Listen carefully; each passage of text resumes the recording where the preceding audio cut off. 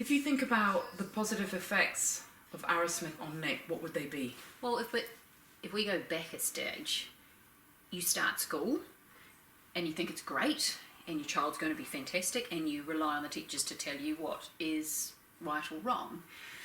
And Nick started, he was relatively happy to go to school, made a great bunch of friends, but even to me, as an untrained teacher, there was something not right with his reading.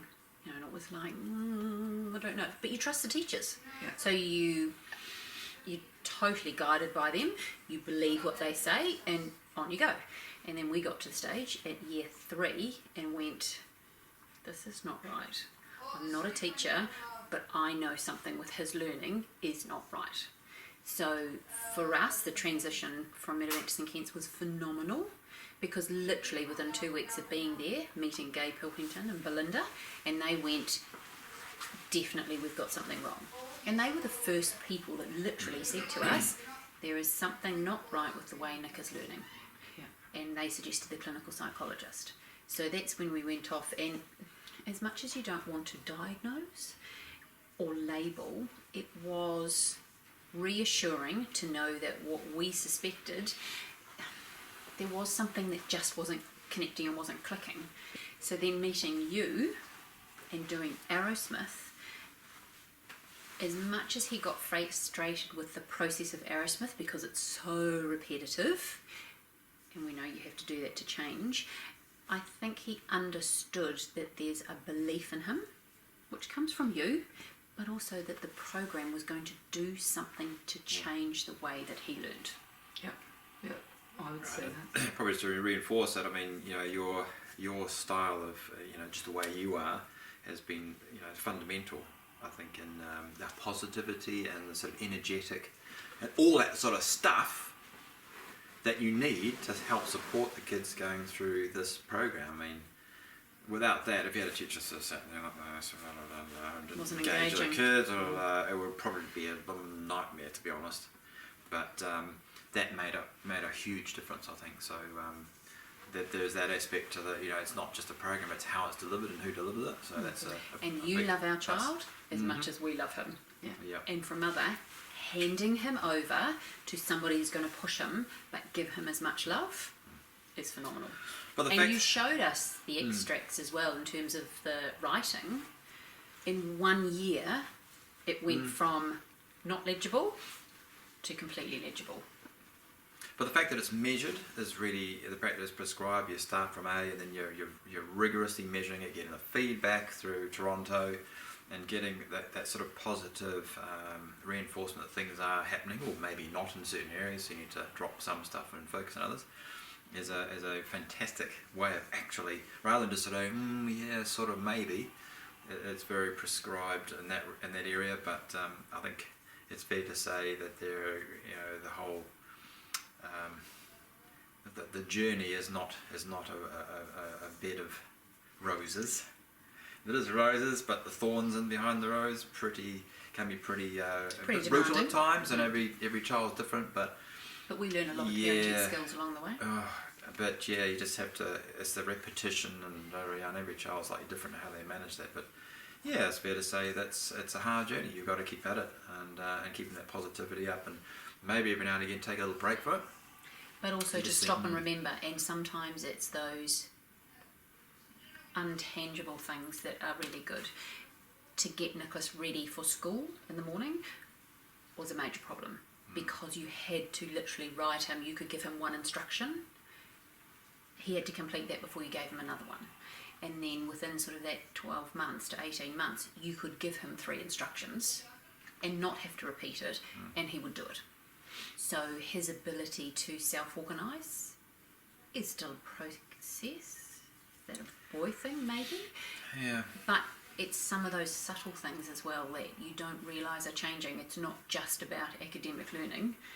It is actually about them being able to self-motivate, to self-direct, and to communicate with other people. My sister's in-laws actually commented how much more engaging he was and talkative post 18 months into Aerosmith. We always thought he was, but that was from coming from somebody that saw him enough, but not regularly, and they noticed a difference in his ability to communicate. So, I mean, Nick was on the programme for a couple of years or so, just over. About 2.5, 3 years. 3 years, yeah. 3 6, years. 7 and 8. Now he's back in mainstream. If you look back to the time that he had in Arrowsmith, would you do it again? Yes. Yep. Yeah. And He was failing in the current system. yeah, There was the old saying, there's no point flogging horse. He was not succeeding, going forward, miserable in the current system. You had to completely and utterly change. Yeah. And I don't feel now, being back in the academic stream, he's not backwards. Yeah. He's not gone backwards. He is still in that average mainstream. So just because he hasn't done maths for 3 years, he's not 3 years behind. exactly. Well, it was always going to be the test, wasn't it? Going back to the into term one of back into the mainstream, and seeing, well, where actually are you at? And you're not going to get the A all and B all answer in one term. It's going to be, this year 8 is going to be like, well, that's the year will transition into secondary school proper, but bring in his report card for this term, and just saw that today and went, wow, that's not a sort of a sponsored report card. That's the real response of his teachers, and wow, that is actually awesome. And I'm not quite sure if he fully understands the significance of that. We never know, of course, where it would have been if he hadn't and just carried on stumbling through school. And I don't know, we would have got to a point you just couldn't carry on. But the it's, psychological to see behaviour is just as important as the academic. And he was going backwards, and he knew that. And he inherently knew that. So, so his confidence wasn't there, so he started self-doubting. And the more you do that, the worse you go backwards. So he is more confident because of that. And that was acknowledged in Glennis and Bill, looking at him. Yeah. He has a part-time job just up the road for complete strangers. He goes and knocks on their door and gets the money. He would never have done that before. Because remember, it's the things that I guess we take for granted that hold back. So if he struggles reading, then he's going to not want to say, maybe read an excerpt in front of the assembly, or do something that involves, I can't come out of my head, but I can read it. If I can't read it, I'm not going to want to do it.